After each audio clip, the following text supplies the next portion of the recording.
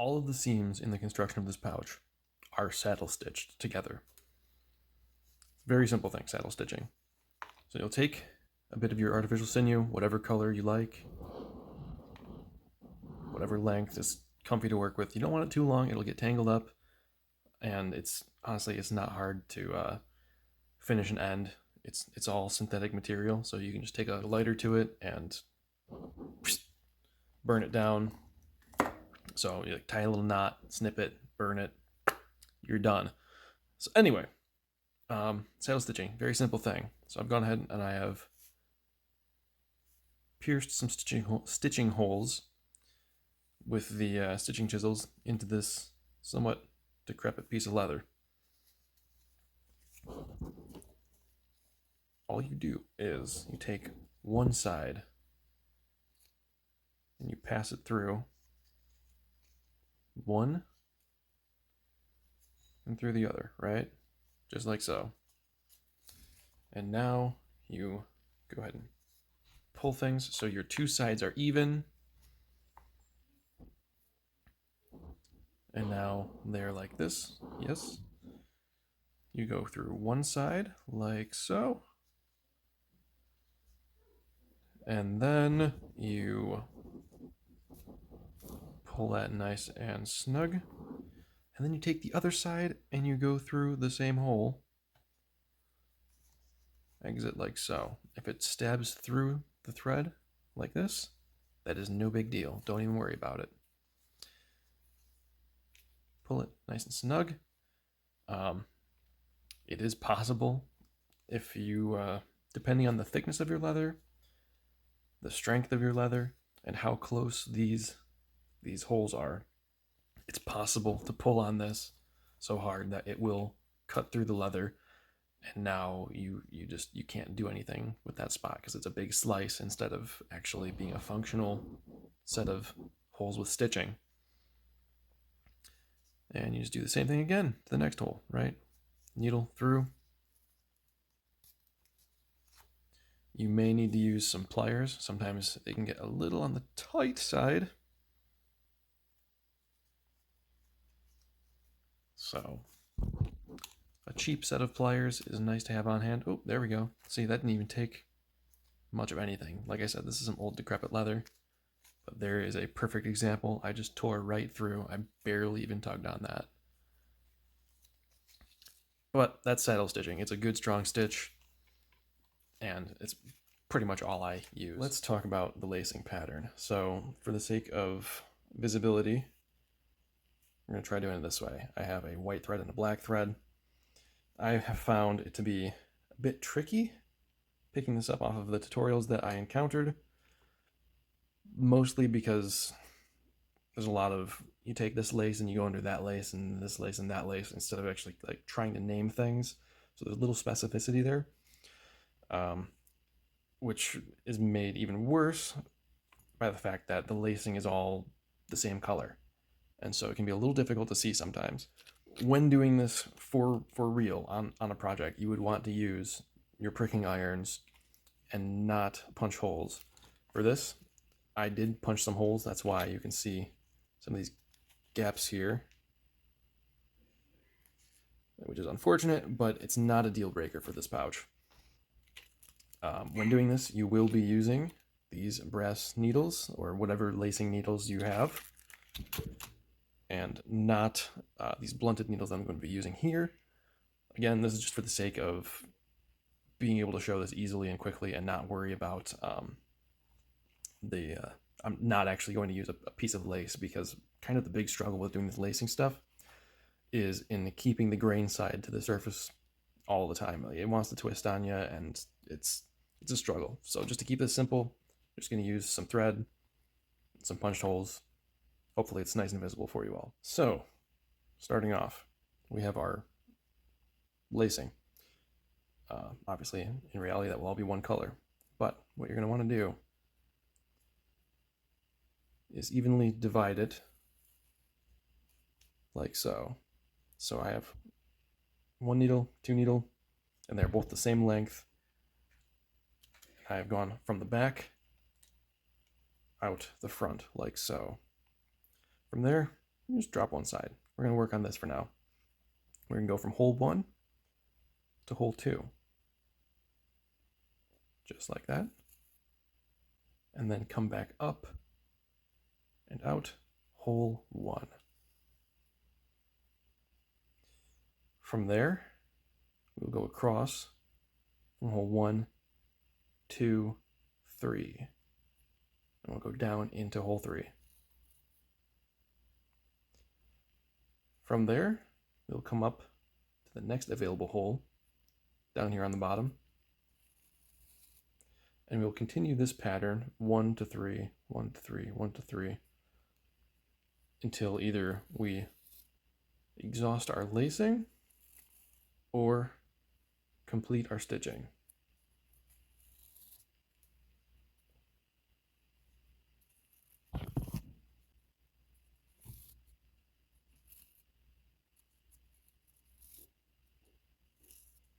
Now, when you're getting to the end of your stitching, you do the same thing that you did in the beginning, but in reverse. So, to finish things off, I'm going to take this last stitch, 1 to 3, again, and now I've run out. I can't do my 1 to 3 pattern anymore.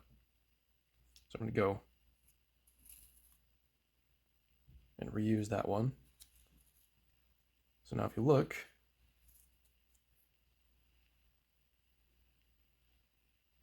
it's the same as the beginning, but in reverse. And I will just pop out here, and this can be tucked under and away. Now that we are at this point, we're going to take our second needle and come out of here.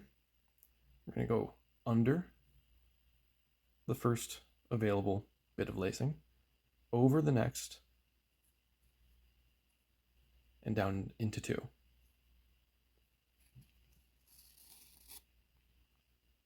So there you go, very clear. From there, hold on, I gotta think for a second. We'll pop back out of 1, just like we did in the beginning with the other lace. From here, we will go over the first available lace, under the next, and down into 3. If that makes sense, right? So 1, row 2, row 3. So 1 to 2, back out 1, 1 to 3. We're maintaining our pattern. We then come out through the next available hole in this row, and we will continue our 1 to 3 pattern. So I will be going over the first one that I encounter, under the next lace that I encounter, and technically you could say over this one and then into 3. But that might be just adding in needless complication. Let's only concern ourselves with the lacings we directly have to interact with. So over the first one we encounter, under the next, and then into 3.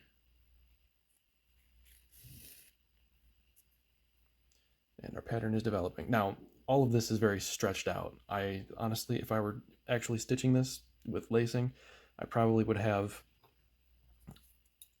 an extra slot or an extra hole between all of these ones that I've punched. And like I said, I wouldn't want to punch these.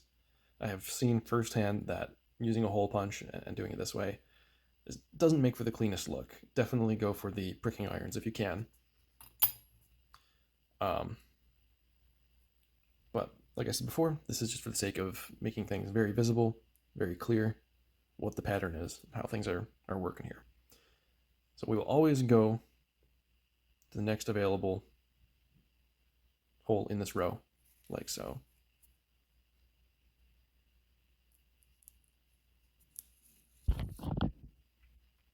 And then you can always see which holes you have previously used, so you can avoid those.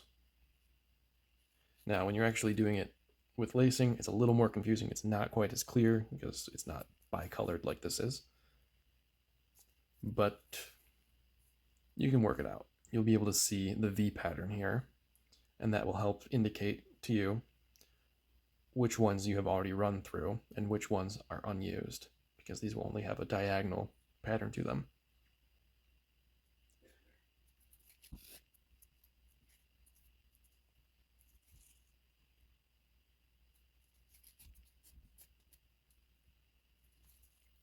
So once you get it, it's super simple stuff. It's just a little tricky, and that's kind of the case with most things I find. It's all really simple, just a little tricky.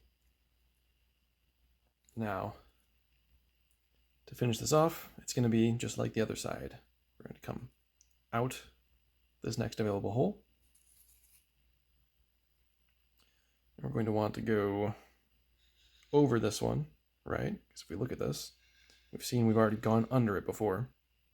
So the next step is to go over it, which is really maintaining the pattern we have been doing this whole length. Under this one here, and into this hole here, right? Because we're here at the end, we're reusing holes as necessary.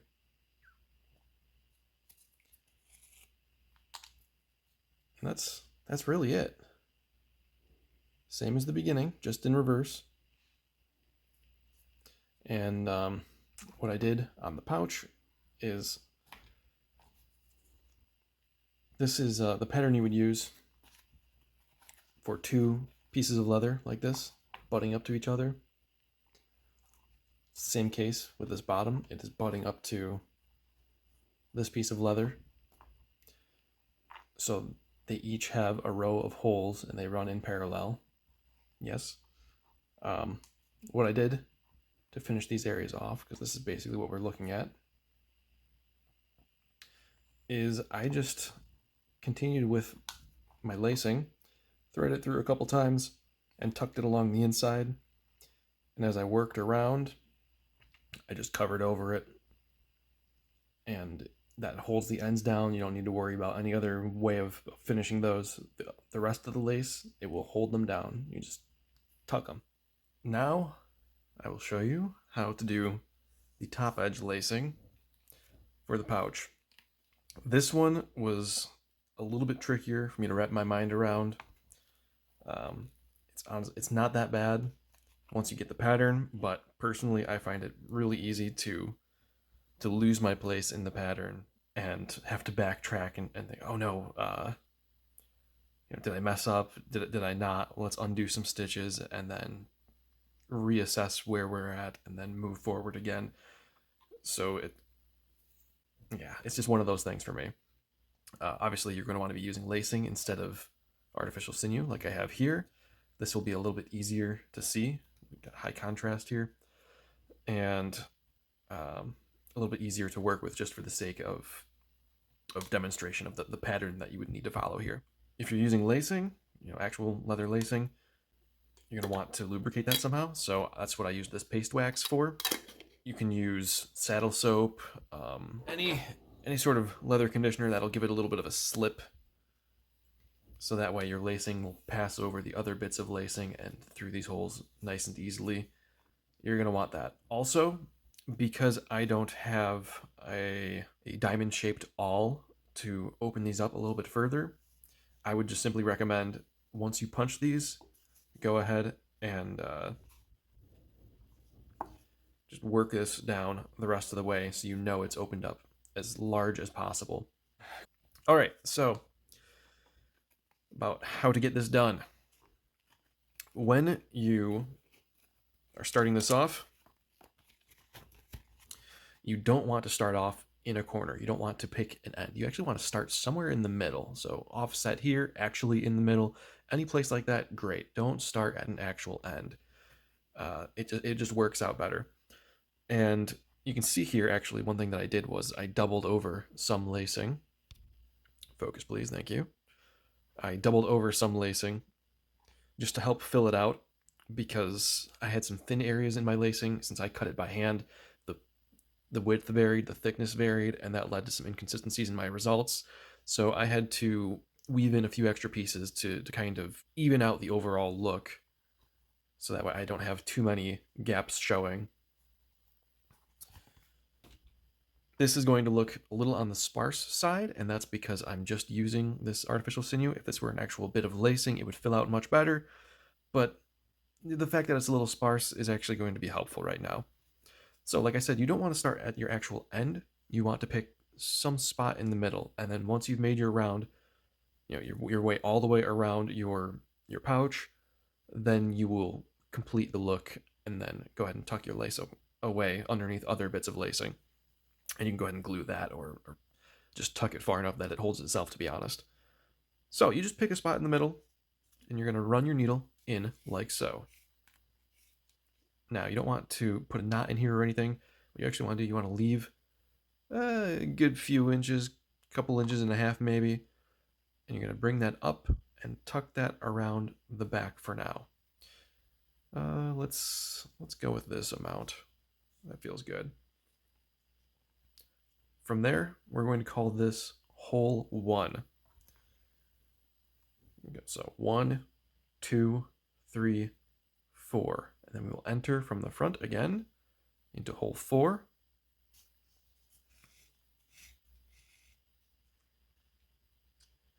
So now we are looking at this funny little angle and this really wide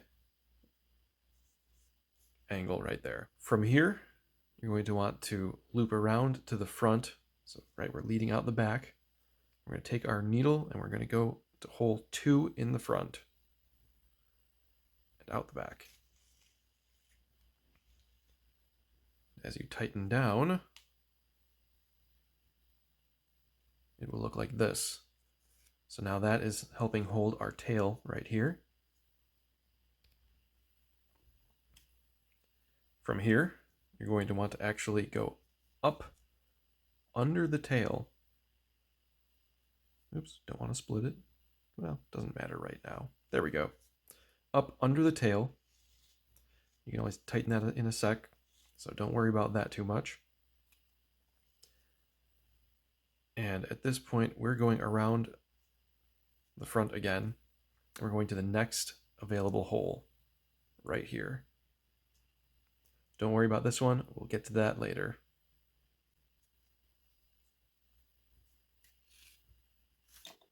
This is the beginning of our pattern. It is already starting to be established. From here, we're going to go back around. This is how we're looking. And we're going to want to now go to this hole. But we're going to want to take a look at our pattern that is being established, right?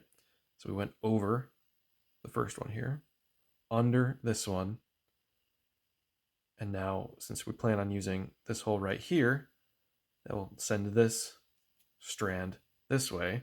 But to maintain our pattern, this has already gone over this bit right here. So to maintain our over-under woven pattern, we need to go over that one, under this one. I'm sorry, I had a brain fart. I almost reversed that. If you do reverse it, the mistake will become apparent. You will be able to see that.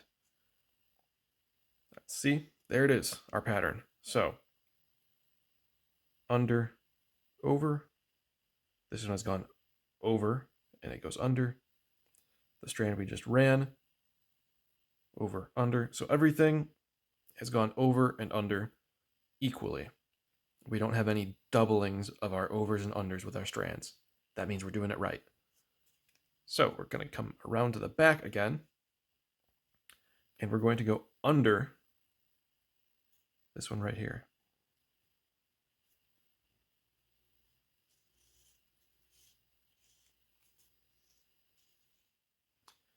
So now that we have gone under this one, we're going to want to go back around to the front and use the next available hole. So right there.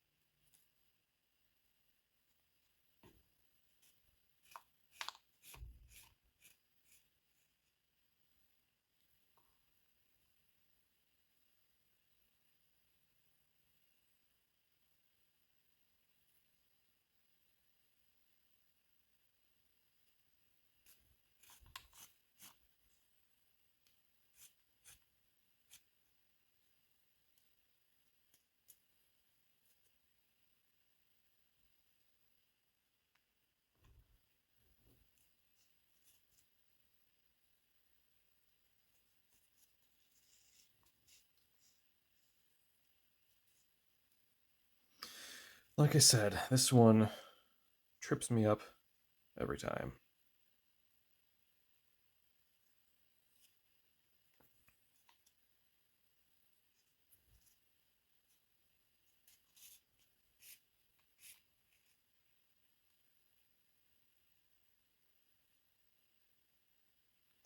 So when you get to a spot like this, what you want to look for is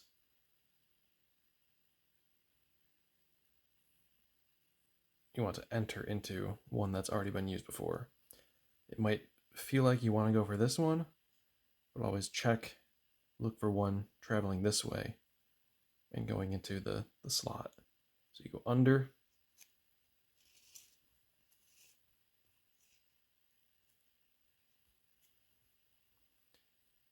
and then reuse that one right there.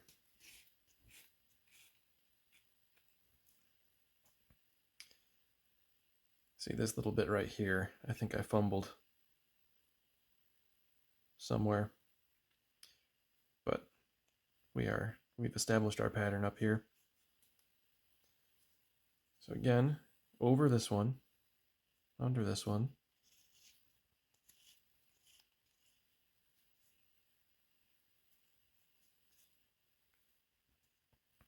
and then we want to go across.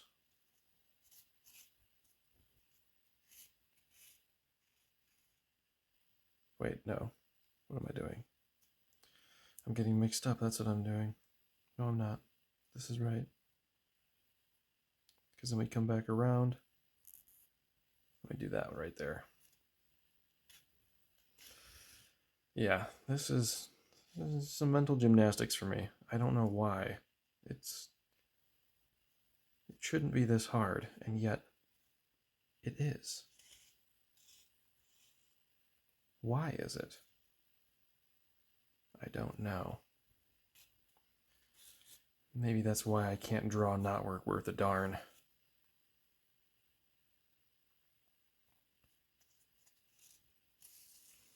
Too much to compute.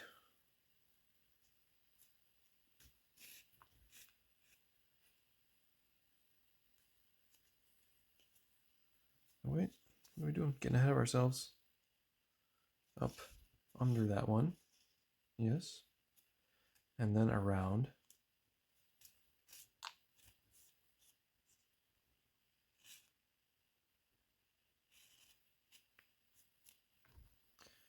And then back over.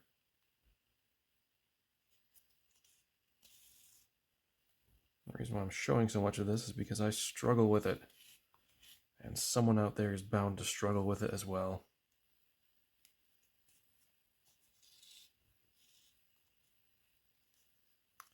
So it deserves a thorough demonstration, if for no other reason than to be able to watch the pattern long enough to absorb it.